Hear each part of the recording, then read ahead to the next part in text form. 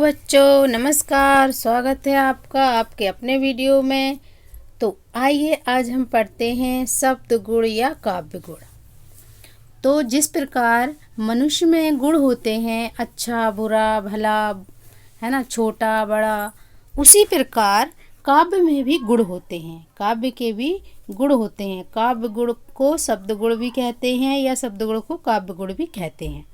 शब्द गुण 3 प्रकार के होते हैं।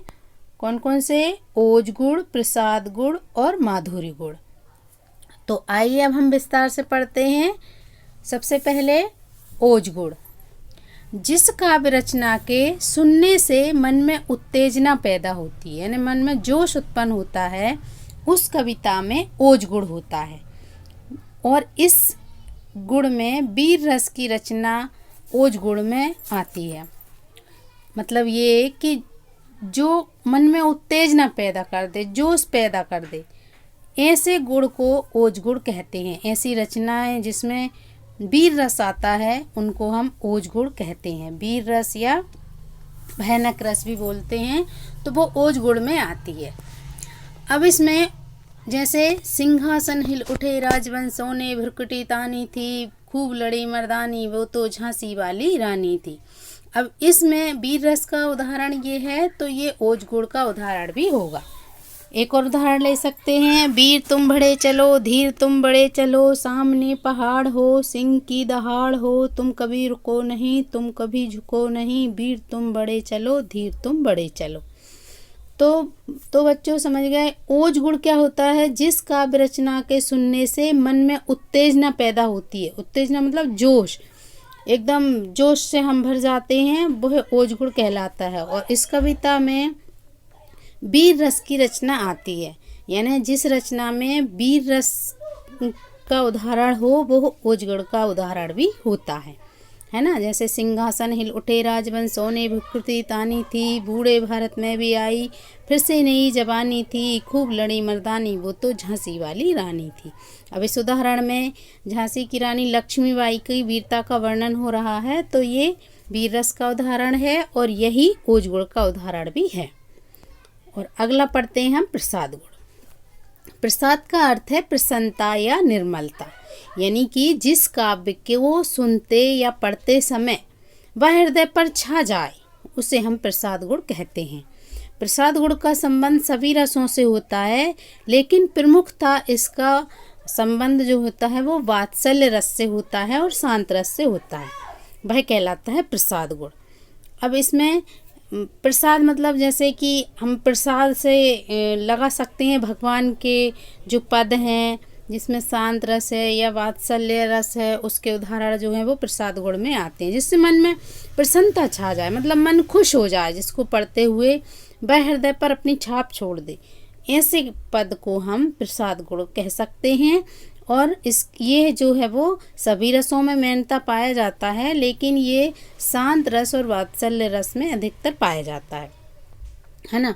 अब इसका उदाहरण देखते हैं। हे प्रभु आनंद दाता, ज्ञान हमको दीजिए, शीघ्र सारे दुर्गुणों को दूर हमसे कीजिए, है ना। यह है प्रसाद गुण। इसका हम एक और उदाहरण ले सकते हैं। यशोदा हरि पालना झुलावे, हलरावे दुलरावे, जोई सोई कछु गावे, यशोदा हरि पालना झुलावे। यह है प्रसाद, यानी इसको सुनने से ही वह हृदय द्रवित हो जाता है, प्रसन्न हो जाता है और ऐसा लगता है जैसे सुनते ही रहो, है ना। वो प्रसाद गुण का उदाहरण है। और वह ये जो है वो सभी रसों में पाया जाता है, लेकिन मेनता ये वात्सल्य और शांत रस का उदाहरण है। तो चलिए अगला है माधुर्य गुण। मधुरता के भाव को माधुर्य गुण कहते हैं। अब इसमें जो प्रेम पूर्वक जो रचनाएं होती हैं वो इसमें आती हैं, यानी जो मिठास अथवा कर्ण प्रियता, कानों को अच्छा लगे, मन में मिठास घोल दे, ऐसे भाव को हम क्या कहते हैं? माधुर्य गुण कहते हैं। यानी कानों में मधु घुल जाए, बहुत अच्छा लगे पढ़ने में, ऐसा लगता है। प्रेम पूर्वक जो रचनाएं होती हैं वो माधुर्य गुण का उदाहरण होती हैं। इसमें शांत और करुण रस पाया जाता है। माधुर्य गुण में कौन सा शांत रस पाया जाता है और करुण रस पाया जाता है। अब हम इसका उदाहरण ले सकते हैं। बसो मेरे नैनन में नंदलाल, बसो मेरे नैनन में नंदलाल, मोहिनी मूरत सावली सूरत, नैना बने विशाल। अब इसमें प्रेम का वर्णन हो रहा है, भगवान नंदलाल का वर्णन हो रहा है, इसलिए माधुर गुण है। इसमें हम और भी उदाहरण ले सकते हैं जो श्रृंगार रस के हैं, जैसे बतरस लालच लाल की, मुरली धरी लुकाए, सोह करें भोनी हंसे, देन कहें नट जाए। तो ये माधुर गुण का है। इसमें एक और उदाहरण ले सकते हैं, राम का रूप निहारती जानकी, कंगन के नग की परछाई, या ते सब सुध भूल गई, कर टेके रही पर टारती नाही। तो जो माधुर्य गुण है यानी श्रृंगार रस और करुण रस का जो उदाहरण होता है वही माधुर गुण का उदाहरण भी है। तो बच्चों समझ गए आप। ओज गुण क्या होता है? इसमें उत्तेजना, मन में उत्तेजना, जोश उत्पन्न हो, वीरता की बात कही जाए, वो ओज गुण कहलाता है। वीर रस का वर्णन इसमें होता है ना। प्रसाद गुण में प्रसन्नता, मन में प्रसन्नता हो, निर्मलता हो, जो सुनने से वह हृदय पर छा जाए, उसे प्रसाद गुण कहते हैं। और ये लगभग सभी रसों में पाया जाता है, लेकिन शांत और वात्सल्य रस इसका प्रमुख रस है ना।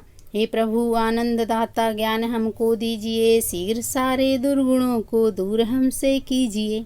फिर अगला है माधुर गुण। माधुर मतलब मधुरता, है ना, या प्रेम की जहाँ बात की जाए, जहाँ प्रेम का वर्णन हो, वह माधुर गुण कहलाता है। जो जैसे कि शांत रस और करुण रस में ये विशेष रूप से पाया जाता है ना। बसो मेरे नैनन में नंदलाल, मोहिनी मूरत सावली सूरत, नैना बने विशाल। तो तीन गुण हमने पढ़े, ओज गुण, प्रसाद गुण और माधुर गुण। अब ओज गुण में जैसा कि हमने समझा कि ये वीर रस पूर्ण जो रचना होती है वो ओज गुण कहलाती है। तो हम इसको एक बात और समझ लें कि ओज गुण में कठोर वर्णों का प्रयोग होता है। कठोर वर्ण कौन से? टा, ठा, डा, ढा, ये कठोर वर्ण कहलाते हैं, जहाँ इन शब्दों, इन वर्णों की अधिकता ओज गुण में पाई जाती है। वहीं प्रसाद गुण में कोमल शब्दों का प्रयोग किया जाता है और माधुर गुण में भी कोमल शब्दों का प्रयोग किया जाता है। का, दा, पाना, ये जो है वो माधुर गुण में पाए जाते हैं। तो बच्चों मेरे वीडियो को आखिरी तक देखिए और लाइक और सब्सक्राइब कीजिए। धन्यवाद।